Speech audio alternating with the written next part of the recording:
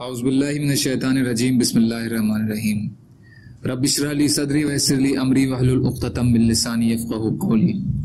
حیات الصحابہ رضی اللہ تعالی عنہم، حصہ اول، دعوت کا باب۔ صحابہ کرام رضی اللہ تعالی عنہ کے وہ اعمال اور اخلاق کے قصے جن کی وجہ سے لوگوں کو ہدایت ملتی تھی۔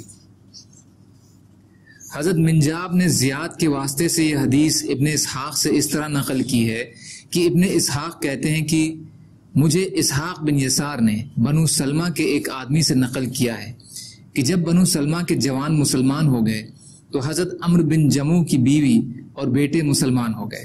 انہوں نے اپنی بیوی سے کہا کہ اپنے بچوں کو اپنے خاندان میں جانے نہ دینا یہاں تک کہ میں یہ نہ دیکھ لوں کہ خاندان والے کیا کر رہے ہیں۔ ان کی بیوی نے کہا میں ایسا ہی کروں گی، لیکن آپ اپنے فلاں بیٹے سے ذرا سن لیں کہ وہ حضور صلی اللہ علیہ وسلم کی کیا باتیں بیان کرتا ہے۔ انہوں نے کہا شاید یہ بے دین ہو گیا ہے۔ ان کی بیوی نے کہا نہیں، وہ تو لوگوں کے ساتھ گیا ضرور تھا۔ حضرت عمرو نے آدمی بھیج کر اپنے بیٹے کو بلایا اور اس سے کہا کہ اس آدمی کا جو کلام تم سن کر آئے ہو وہ مجھے بھی بتاؤ۔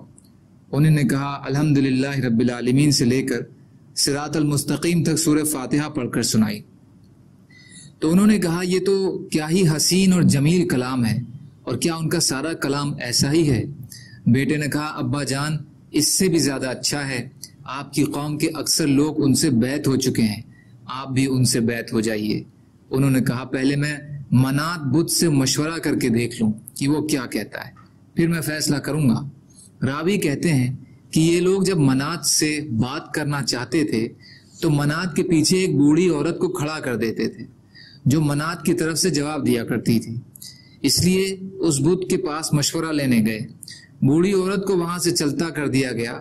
یہ ان کے سامنے کھڑے ہو کر اس کی تعظیم بجا لائے اور کہا کہ اے منات، تجھے معلوم ہونا چاہیے کہ تجھ پر ایک بہت بڑی مصیبت آ پڑی ہے اور تو غفلت میں پڑا ہوا ہے۔ ایک آدمی آیا ہے جو ہمیں تیری عبادت سے روکتا ہے اور تجھے چھوڑ دینے کا حکم کرتا ہے۔ مجھے یہ اچھا نہیں لگا کہ تجھ سے مشورہ کیے بغیر اس سے بیعت ہو جاؤں۔ یہ بہت دیر تک اس کے سامنے باتیں کرتے رہے لیکن اس بت کی طرف سے کوئی جواب نہ آیا۔ تو اس سے کہا میرا خیال یہ ہے کہ تو ناراض ہو گیا ہے، حالانکہ میں نے اب تک تیری کوئی گستاخی نہیں کی ہے۔ پھر کھڑے ہو کر اس بت کو توڑ دیا۔ اور ابراہیم بن سلمہ نے ابن اسحاق سے یوں روایت کیا ہے کہ جب حضرت عمرو بن جموح رضی اللہ عنہ اسلام لے آئے اور اللہ تعالیٰ کو پہچان لیا تو انہوں نے کچھ شعر کہے جن میں انہوں نے بت کا اور اس کی بے بسی کا جو منظر دیکھا تھا اس کا ذکر کیا ہے، اور اللہ تعالیٰ نے ان کو جو اندھے پن اور گمراہی سے بچایا ہے اس پر اللہ کا شکر ادا کیا ہے۔ میں اپنے پچھلے گناہوں پر اللہ کے سامنے توبہ کرتا ہوں اور میں چاہتا ہوں کہ اللہ تعالیٰ اپنی آگ سے مجھے نجات دے دیں، اور میں اللہ تعالیٰ کی نعمتوں کی وجہ سے اس کی تعریف بیان کرتا ہوں۔ وہی بیت اللہ کا اور اس کے پردوں کا خدا ہے۔ میں خطا کار انسانوں اور آسمان سے اترنے والے قطروں اور موسلا دار بارش کی بوندوں کی تعداد کے برابر اس کی پاکی بیان کرتا ہوں۔ میں تاریکی میں پڑا ہوا تھا اور منات اور اس کے پتھروں کا پجاری تھا، اللہ نے مجھے ہدایت دی۔ بڑھاپے کی وجہ سے میرے سر کے بال سفید ہو چکے تھے، لیکن اللہ تعالیٰ نے مجھے بتوں کی عبادت کے عیب اور خرابی سے نجات دی۔